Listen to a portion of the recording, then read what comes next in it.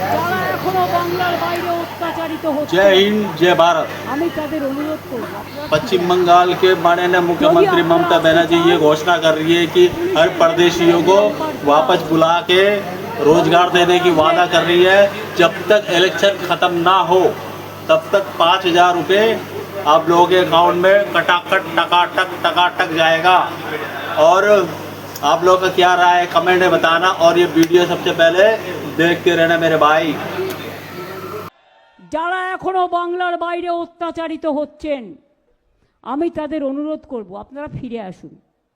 যদি আপনারা আসতে চান, পুলিশের হেল্পলাইন নাম্বার দেয়া আছে, বলুন কবে আসবেন। আমি এই বছর তো আসবো না, সামনে বছর পর আসবো। পরিযায়ী শ্রমিকদের বাংলায় ফিরিয়ে আনা এবং তাদের জীবিকার জন্য নিজের পায়ে দাঁড়ানোর জন্য সাহায্য করা। যারা ফিরে আসবেন এককালীন ভ্রমণ সহায়তা সহ আমরা কেউ নেবে না। পরিযায়ী শ্রমিকরা ডেলি 5,000 টাকা রোজগার করে। মমতা ব্যানার্জি জানে না 349 টাকা লাগে মোবাইলে রিচার্জ করতে। ডেলি যদি